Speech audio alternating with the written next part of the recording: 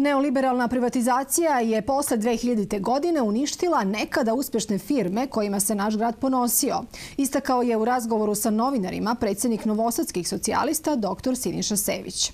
On je ukazao na to da već dugo nema Jugoalata, Pobede, Jugodenta, Brodogradilišta, Albusa, Hinsa, Standarda, Limoprodukta, Novkabela, Petra Drapština i Noviteta.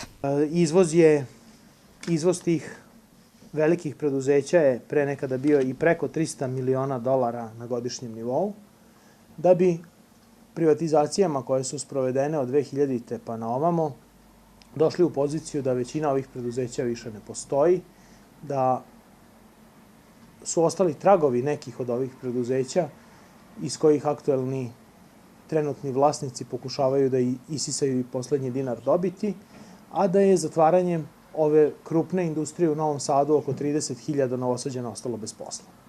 Novi Sad je prema Sevićevim rečima od industrijskog centra postao privredna periferija jer su direktne investicije manje od onih, recimo u Inđiji, Zrenjaninu i Pećincima.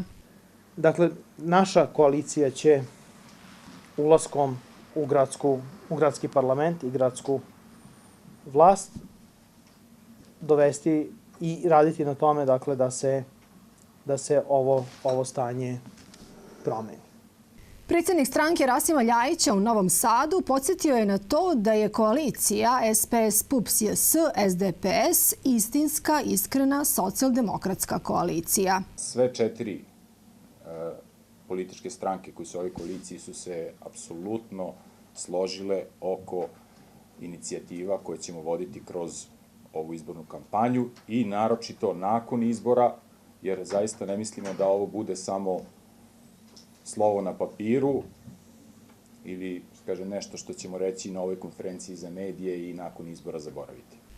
Jedino koalicija okupljena oko Socijalističke partije Srbije iskreno želi da zaštiti sve građane, a posebno radnike i seljake, poručili su čelni ljudi ovog političkog bloka u Novom Sadu.